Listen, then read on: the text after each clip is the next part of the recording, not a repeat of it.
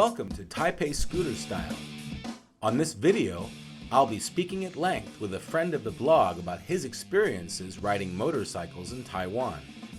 He's got lots of stories to share and a keen eye for detail.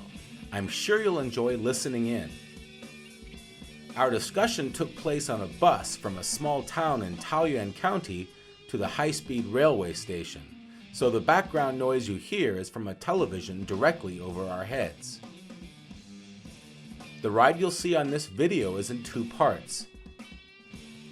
It starts off in the Wanhua district of the city, specifically in the Shiyuan neighborhood south of Longshan Temple. After it gets dark, I travel along Chang'an Road to Dunhua Road, and then head south on minor roads to Jilong Road. Traffic is heavy along Jilong, so I pass through Gongguan on Dingzhou Road before heading across the river into New Taipei City. What motorcycles have you owned in Taiwan? I've owned, the first motorcycle I bought in college when I was at Donghai. And it was a Honda Custom 135, the big purple gas tank and the big wide handlebars. And I rode that all over the place in Taichung. After college, I sold that to a friend.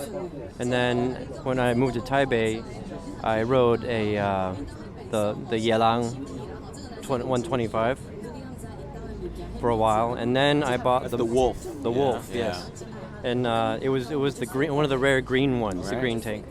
And then I bought the bike that I really wanted at the time was one of those Wampai, the custom 135 two-stroke, the racing bike. Right.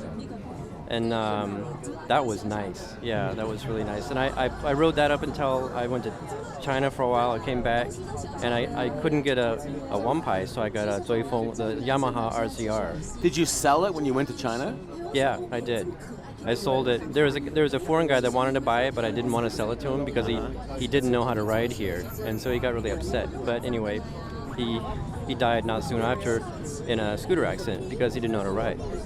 But anyway, after that I got the RZR, and I rode the RZR up until just a few years ago. So that's pretty much all the scooters that I've owned. Which one do you have the fondest memories of? What's your favorite of all those? They all have their good points. Okay. The first one obviously is special because it was the first. I rode it all over Taichung, and but the Wampai, the Honda custom Honda, I don't know what the English name is for that. The Honda Wampai, that just had this once it revved up to a certain point, it would just like push you out. It's like going into warp drive. It was just like boom and go. And the RZR also had that, but not to that great a degree. So I think the most fun I ever had on a motorcycle was on the Honda. Okay. So you don't ride today? No, I don't. Why not? Because I moved out to Xindian and I take the subway in, and my RZR, as I said, I rode it for many, many years, and it was getting so old and parts were becoming so hard to find that I decided to sell it. I just decided I don't really, I can't justify having a scooter. And also it was a two-stroke, which, is a lot of smoke. And so I sold it to this young guy, and like 6 months later, I was at the Tonghua market walking through, and I saw a really nice RZR. It was all red, and it was like really tricked out with all the xenon headlights and the trimmings and everything, like scooter punk, it's like racing. And I said, oh, that's nice. And then I looked at the license plate, and it's my RZR. And I'm like, oh my God, this is my bike. And I go in, it's like a drink shop, and the guy, he's like, yeah, I'm the one that bought it from you. He remembered you. He remembered me. He tricked it out, and it's like this fabulous bike now. Where was this? This was at the Tonghua night market. Okay, Tonghua, right. Yeah. Wow. So what a coincidence. That was amazing. I'm really happy to see that too. It's being useful and loved, Okay. What do you miss about riding? Oh, just the feeling of riding. I mean, when I first got on a scooter in Taiwan, this is like in 1989 when I got my license. I didn't get my license right away. I learned how to ride a scooter first, and then I got my license. and just the feeling of not being enclosed in metal, but just going so fast. It's almost like skiing in a way. Just whoosh going along. Just the complete maneuverability. It's what I miss, and also just the ability to go anywhere at any time. I really miss that. I used to take rides into the mountains and just go anywhere. I want to go this way, that way. I see a road, just take the road. And I miss that ability, the freedom of movement that I don't have anymore. Do you think about getting another one? I often think about getting another one, but first of all, I've never had a proper scooter. I've always had a motorcycle that you sit astride instead of on. And so I've never quite liked the scooter sitting on a chair with two little wheels thing. I always want the big wheels and sitting astride. Read into that what you will. But I'm looking forward to electric scooters, electric motorcycles, getting to the point where they're viable transportation alternatives. And I think at that point I probably would want to buy another one. I'm sort of waiting for that. Although some of the recent scooters that have come out have really tempted me to forego that and just get another gas. The gasoline scooter. Yeah. Like one in particular? Well, that new Vespa with the tail, and that single seat. That's really tempting, even though it's a scooter. Have you ever ridden a Vespa? I rode a Vespa, my adopted little brother's Vespa. He had one of those 150, the clunk, clunk, clunk. And that thing would just go. It just charge up ale. That was really strong. I rode that. That was nice. I like Vespas. But that gear shift is kind of clunky. Yeah. How about long rides? Do you have a most memorable long ride that you ever did? Long ride. I never did the round the island thing that some people do. The most I did was go around the top of the island. And what I would do, I would ride. One time I even rented a Honda 250 when they started having those here. I rented one of those because you can ride those with the current license. And I went 249. 249. Yeah. And I went out to Wanli. I rode up through Waishuangxi and then out to Wanli and then around the top of the island to Danshui and then back. And that was a very nice ride because it has the 250 has this really nice wide back wheel. It's very smooth on the highways. It just goes really nice. That's probably the most interesting ride I've had. What have you learned from scooter riders or motorcycle riders in Taiwan? Like what aspect? What do you mean? About riding? About Taiwan? About how to deal with other cars? I mean, because people talk about the differences between riding here and riding in other countries. I would say what I've learned is how to plot courses. Not just my own course, but other people's course. When I see a traffic situation, I don't want to disturb that situation. Everyone is heading in their own paths, and I plot my own path through it. And I guess, I don't know, maybe it's just a matter of getting used to it, but I suppose everyone just knows what's going to happen, and they just sort of follow their own path. They don't generally alter that in the middle of a situation too much.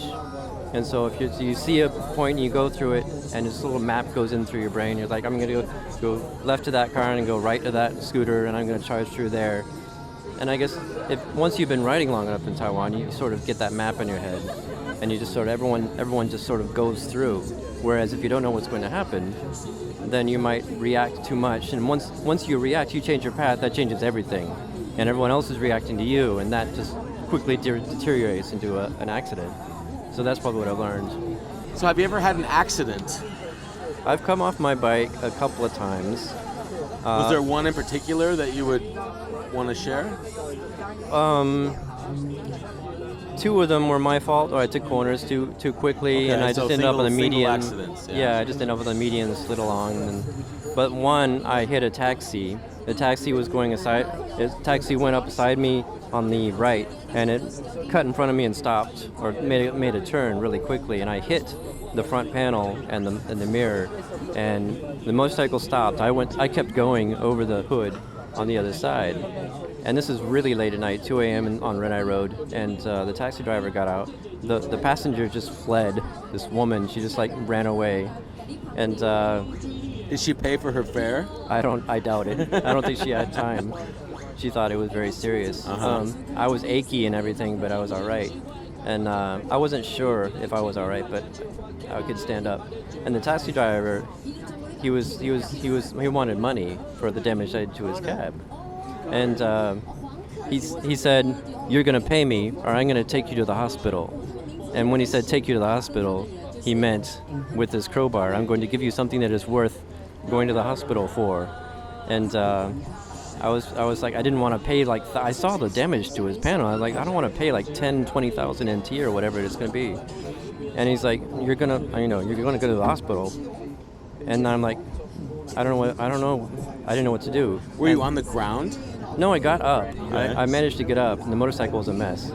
And he's like, if you don't pay me the 200 NT for this panel or for this rearview mirror, I'm going to take you to the hospital. And I heard the number, I'm like, well, I mean, what? 200 NT? Well, in that case, here's 200 NT. I'll see you later, So what do you think scooters mean to Taiwan? Because, people have an association, scooters in Taiwan, for good or for bad. What does it mean to you that Taiwan is so, complete with scooters? It's convenience overall. The Taiwanese are just all about convenience, and you can see that in all aspects of life here. And I think the scooter is the ultimate expression of that. It's everything to everybody. It can be anything. It can get you anywhere, anytime. You can put anything on a scooter. You've seen, I'm sure, ridiculous things that people have put on scooters. Their entire families on the scooter. And you can park it anywhere, literally. And, what can't you do with a scooter? It's the ultimate expression of freedom. And I often think, I only got here shortly after martial law was lifted, but I wonder, during that time, if perhaps scooters stood in for personal freedom in ways that the government would not allow. Maybe that was a way of compensation. I'm just thinking out loud, I don't know. Does Taipei have a scooter style, and what would you think characterizes that? The Taipei scooter style is just a more practical style. To get what needs to be done. As far as style goes, I've seen some tricked up scooters, but I think down south it's probably more extravagant than up here. And also Taipei is known as it's the capital, and there's more rule of law. And so I think people tend to stick to the norms. It's more of a conservative style than other parts of the island. Okay, now you're a photographer.